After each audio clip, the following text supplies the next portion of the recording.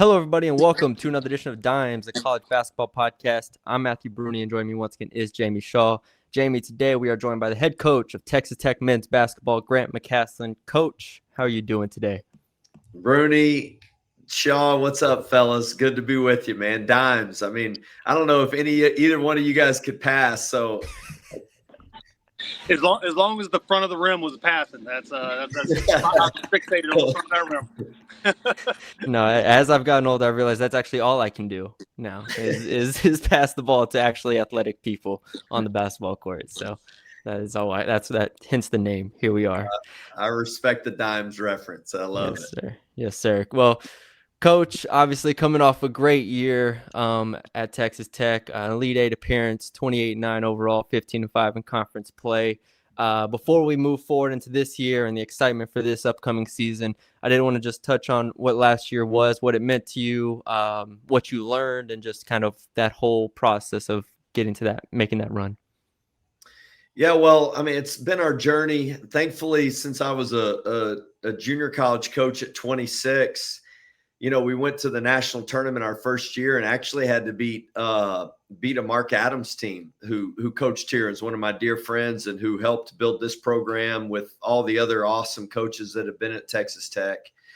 But we lost on a tip dunk at the buzzer in the Elite Eight in junior college. And, from that moment on, I got to be honest, that first year I was just happy to be at the national tournament. But went into it with a different perspective for the rest of my life that, to compete for a national championship is the only way to set the expectation. And then 2 years later, that was back in 2005. Then in two years later in 2007, we won the national championship. And ironically, those first 2 years as a head coach was with Jeff Linder, who's on our staff now. And this year was along the same lines. I mean, I told our guys going into the tournament, and much like our first year here at Texas Tech and the times that, Bruni, you covered our teams at North Texas.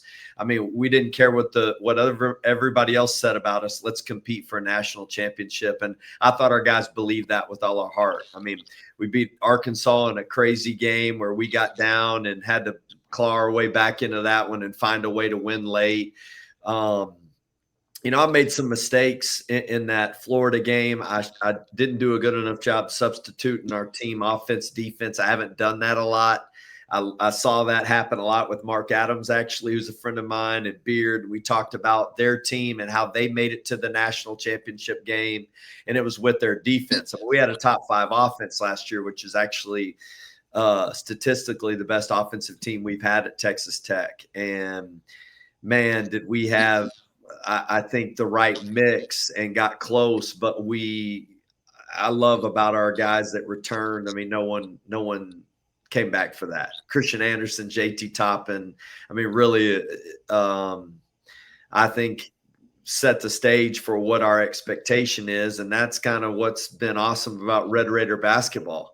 I mean, if you look at what we've done in the last few years, we've had some Elite Eight appearances, Final Four, played the national championship. Obviously, Coach Beard did a phenomenal job. And I think the expectation where it needs to be, our defense needs to get better. And that's where I'll tell you we've got to make the biggest jump. I love our team. I love our roster.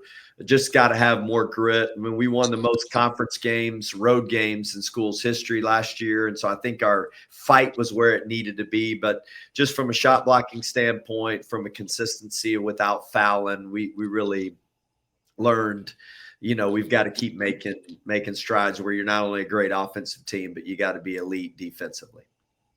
And kind of expanding upon that a little bit, Coach, I mean, that was an offensive outburst that y'all had last year. A very good offensive team, 80 points per game. And as high up as y'all said that y'all were, you have some familiar faces on this year's team, but also a lot of new ones and everything.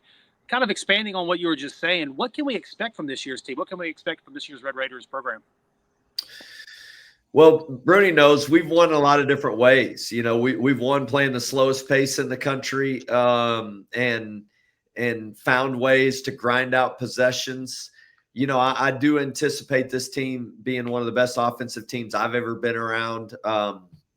It doesn't mean that we're going to shoot the ball well every night, but I think our competitiveness and I think the mix of guys that we have just super fun to coach and be around every day. I mean, I walk into the gym and that we can do a lot of different things offensively. And I think what you can expect from this group, I mean, you return player of the year in JT Toppin. Everybody knows JT just because of the set, but he was the first, Texas Tech, all Big 12 player of the year and newcomer of the year in his first season.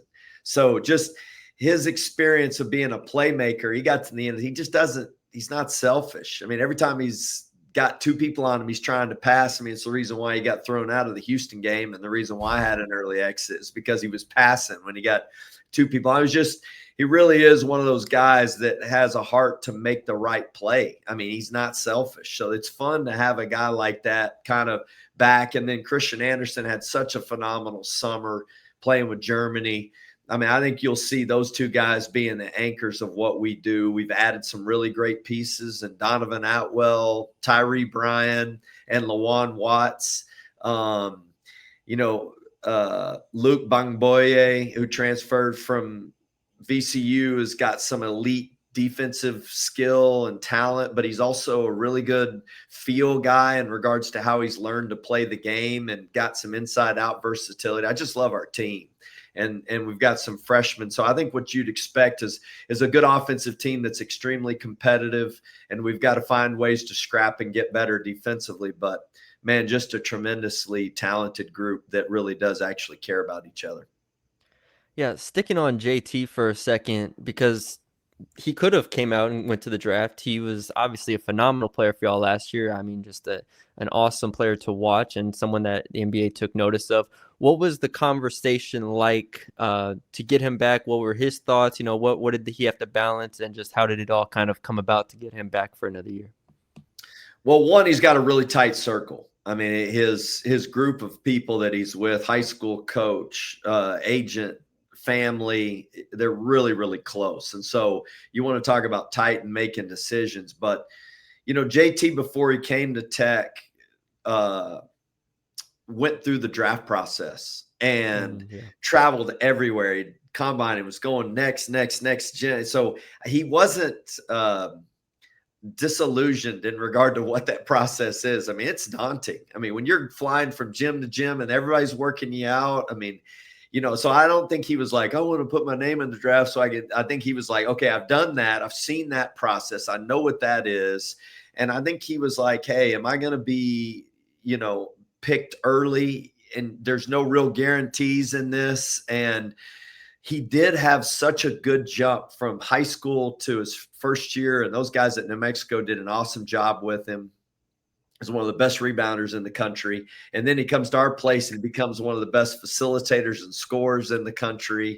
And then I think what he did is he saw like, hey, at that next level, if you don't get in the right place, then you can be a combination G League guy, and you can kind of be in the wash where they're trying to put you in a role. And I think he just saw his higher end offensive talent come to life. And I think he wanted an opportunity to be a bigger part of the team as a playmaker, where he can expand that before you get put in a big role, a smaller role in the NBA. And honestly, the pace, the location, the excitement around Texas Tech. Hey, if you're in Lubbock, Texas, and you're a basketball player, I mean, it's awesome. I mean, we got 15,000 people. We've got the greatest attendance numbers in all of Texas for basketball. So, I mean, I love Joey McGuire. Our football team's unbelievable this year. Athletics, you've got everybody's attention. It's like being on a pro team in a one-spot town. And he grew up in Dallas, so he's familiar with, all the different things that can be a distraction in regards to the Cowboys, the Rangers, the Stars, the Mavericks. I mean, you just got so many different things. And in Lubbock, it's the Red Raiders, baby. So I think he just enjoyed being in college, and I think he enjoyed the process, and I think he enjoyed being a part of the NBA process, but wasn't quite ready to put all of it in that, and felt like he could really improve. And I think people see a big jump. I mean, he's gained about 14 pounds. He's just as athletic as he was. He's ball handling's gotten better. Every NBA team that comes in and looks at him says, man, his handle's better. I mean, he's just more active as an offensive player, and he's better defensively. So I think he can make a real jump in a lot of ways. And I do think he wants to compete again for a national championship and put our team in position to try to win a Big 12 championship. Grant, you got to coach the USA U19 World Cup this summer. Won gold medal there and everything. But also you got to see your player, Christian Andersen, play for Germany and the success that he had there. Speaking of kind of Christian, well, first off, I guess, what was your experience like? What was that experience like for you? And then secondly, what growth have you seen from Christian, going through that and then coming into this year? And what type of leadership has he given on this team so far? Yeah, I mean, one of the greatest honors of my life is being able to be a part of that USA basketball group. I mean, the people that are involved in that run it, that facilitate it, it really is awesome. You can't explain and put into words what it is to represent your country and what an honor that is, but also just the high level of people, Jim, Sean, Michael Brooks that helped our team out, working with Tommy Lloyd and Micah Shrewsbury. I mean, just an awesome experience. And we felt the weight, honestly, because U19 is kind of the one group that has more difficulty of winning gold historically. And we felt the need to win gold. And the buildup of being with them in the AmeriCup and Argentina the year before, and then to have the opportunity to play for a world championship. It's funny.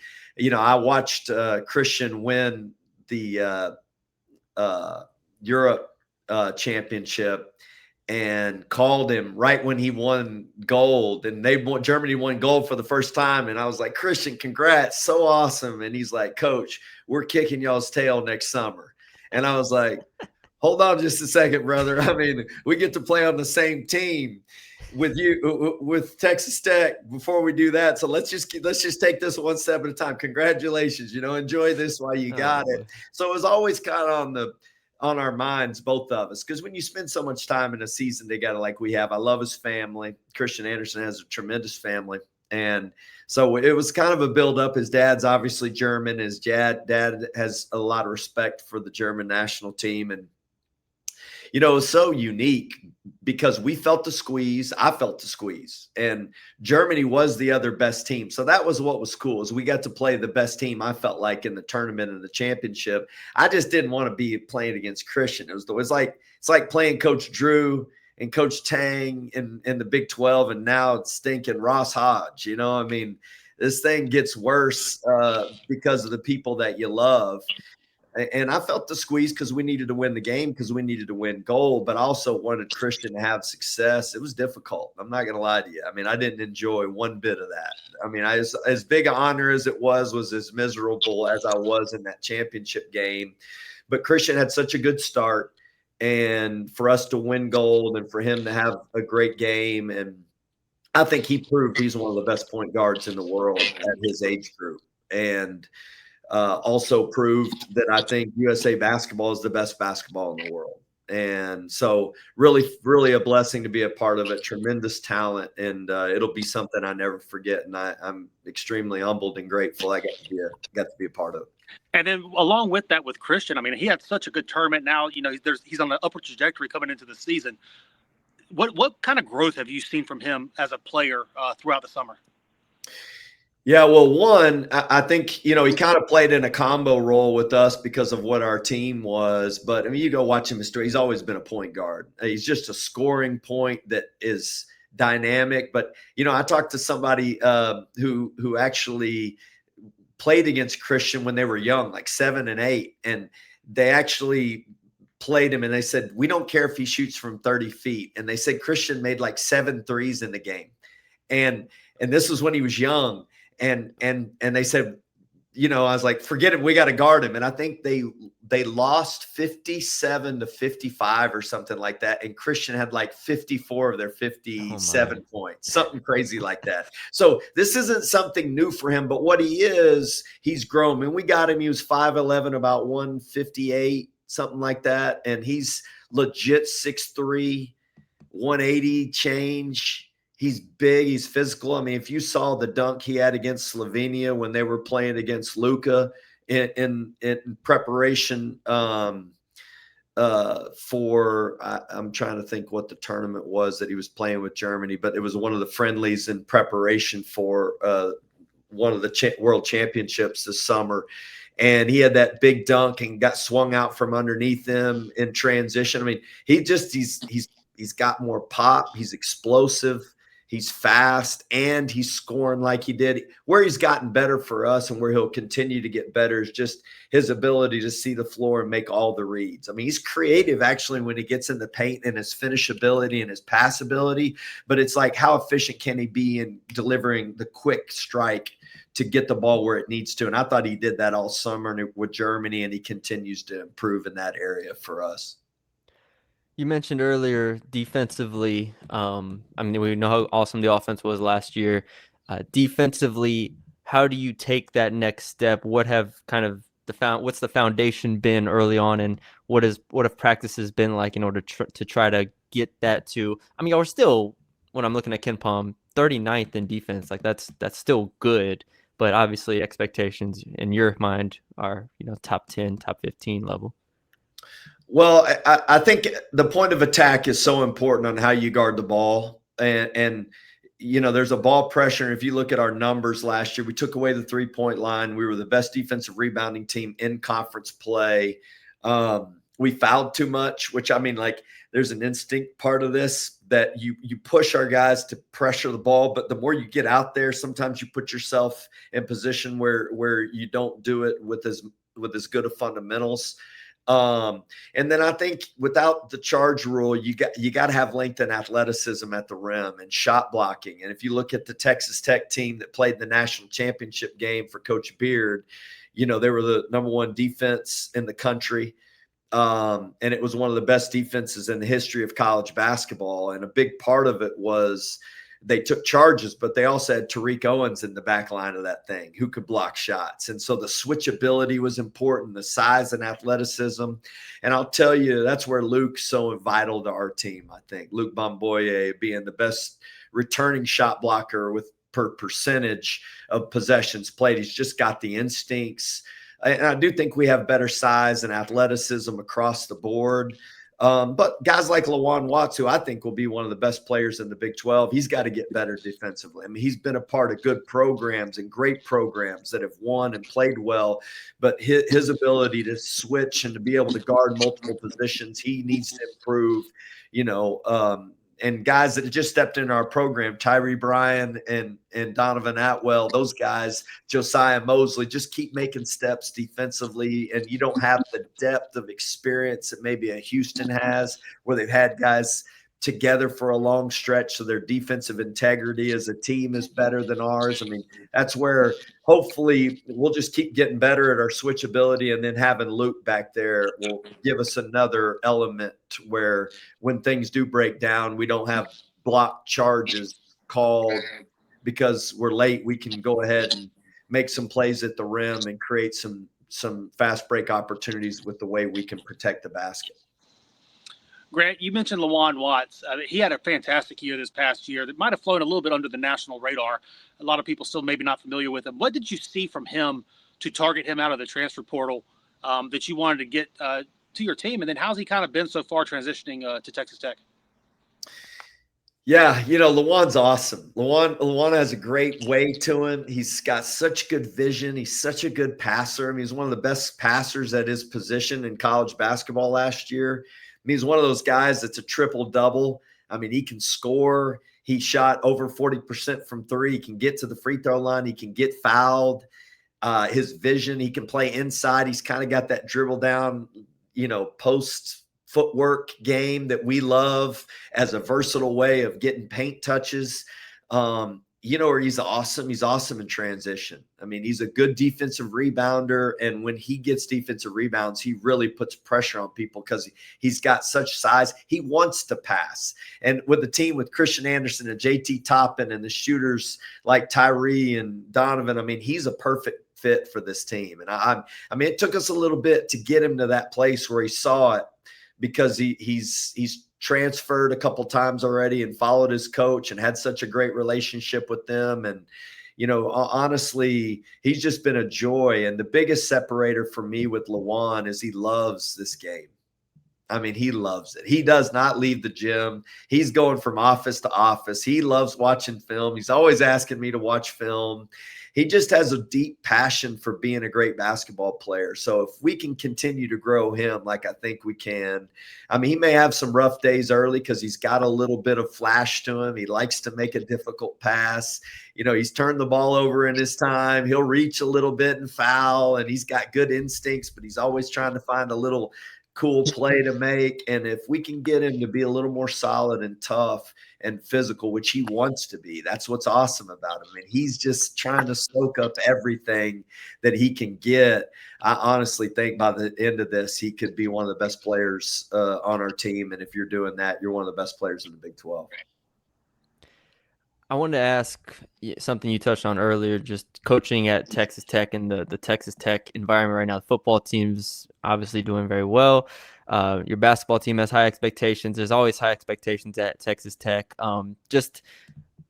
You're able to pitch it as a recruiting tool. You're able to obviously sell it in terms of just fan base. What has it been like for you now as you go into year 3 of being at Texas Tech with that fan base, with the expectations, and just enjoying it, and then also embracing what it is? Okay, since I've been here, we've had some roster turnover, and you know this. You get to the end of the year, and you know during the season, you're pouring your heart into the team, and these guys are so well supported. When you go play at some Big 12 universities and you have more fans than they do, I mean, like, you just are following, and the passion of Red Raiders is unbelievable. And people bash Lubbock some, and I'm trying to figure out, that's probably the way to say it. People like to bash Lubbock because maybe it wouldn't be a destination for them. But when you're talking about college and you're talking about a college town, dude, it's not better. And is there more entertaining places in the world? Probably. But if you're looking for a place that has, that you want to experience college, there's not a better place. And so what I'll tell you was, in this roster turnover, when we get to the end of the season, these guys do not want to leave. They do not. I mean, we have to have hard conversations if it's the best basketball fit for us moving forward. But when people get here, they don't want to leave. And a lot of it is the investment of the people around us and how passionate they are. I tell people all the time, like, look, okay, our greatest weakness of what other people perceive is maybe a little bit out of the way location-wise. And the sunsets are amazing, but other than that, not a lot to look at in Lubbock. It's pretty flat. But when you get into that United Supermarkets arena and you go play basketball and there's 15,000 people and it is that wild, and I got to get on the mic pretty regularly and tell everybody to settle down. I mean, that's living, man. That's how you want a college basketball atmosphere. Yes. That's what you want. Tortillas flying at the Jones, and our night games in football. And man, I'm telling you, our softball team, and just like, there's a lot of passion behind this. And when you start winning and you show people that there's a way for us to be successful, it's just there's not better. So if you live in the state of Texas and you want passion and you want people to be behind you, and now we have the ability to support our guys from an NIL standpoint. And I don't think there's a greater support group in regards to what we're doing in that area, and maybe in the country. Yeah. So just finding the right people is what it boils down to, and who really loves hoops and who wants to be a part of Texas Tech, and not who wants to look for a shortcut or look for something other than wanting to be a part of a program that has a chance to win a national championship. It's an awesome place. Every team that you have is different. The makeup of it is different. Everything about it is different. What is the identity, or what are you seeing from this team so far to this year that they can kind of hang their hat on this coming season as to what their identity is going to be? Yeah, that's a great question. The biggest thing I think in college basketball is you got to get paint touches. I mean, we beat UNC Wilmington in the first round of the tournament and shot the most threes in the history of the tournament till I think the next round, maybe Alabama, or maybe later in the day, Alabama did it. And we made the most threes. And then we turned around and I think we only made a couple threes against Drake and scored in the paint the whole time.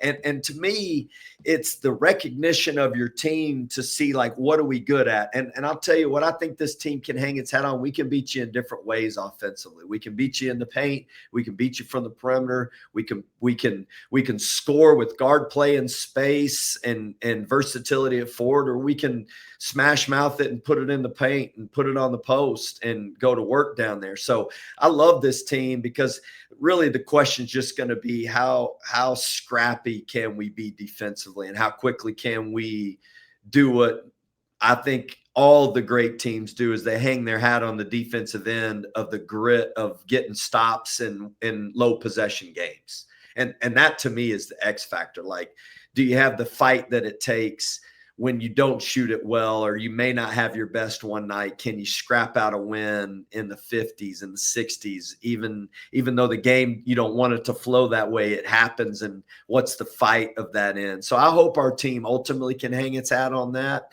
But right now, I'll just tell you, it's probably the versatility of the way we can score on you offensively. And we've got a great plan. It's pretty simple, but it's repeatable, and it's difficult to defend because of the players on the court.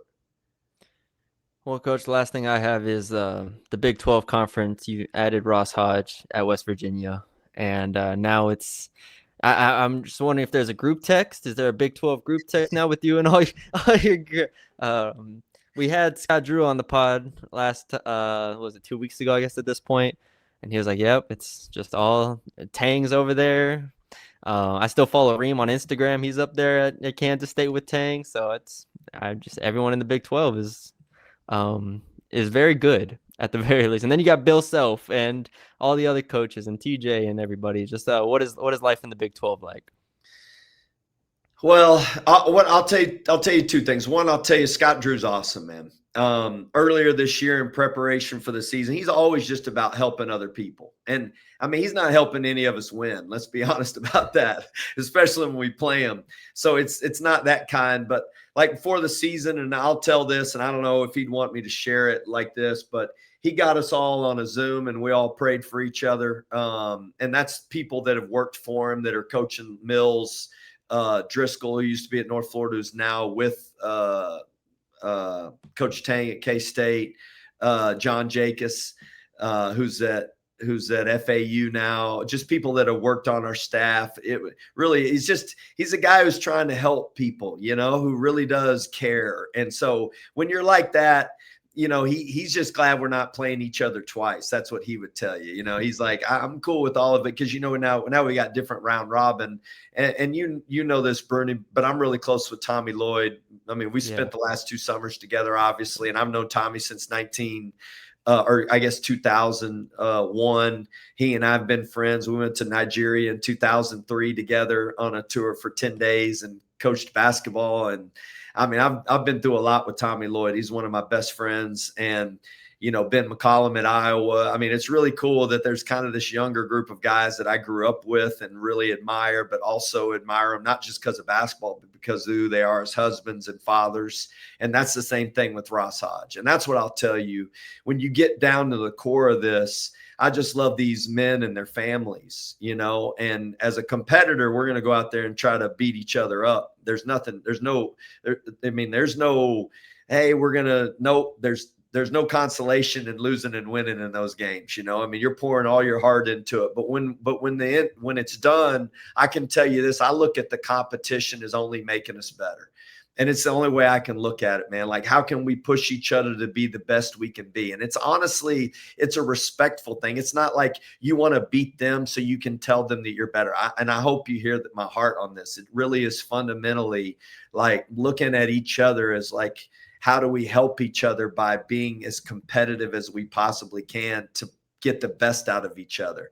And I can tell you this, because I know Ross Hodge, that team will be so tough and gnarly and grimy and good and talented and can score. And that is going to be zero fun for me, but it will be competitive, and we'll all be better because of it. And that's why I love Ross, and that's why I love this opportunity and the people that we get to play against. Do I look forward to it? I honestly don't.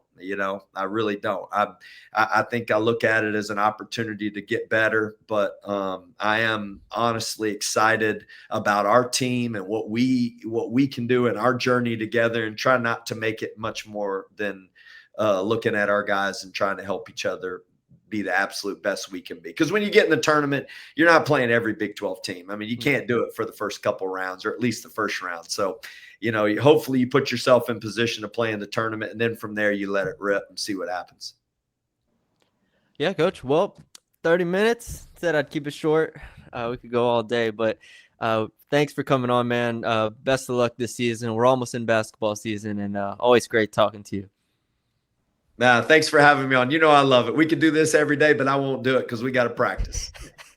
Grant, Too late. I've already sent the email to the SID. We're doing it next week. So, all right, Shaw, good to see you, man. Absolutely. You too, Grant. Wreck 'em.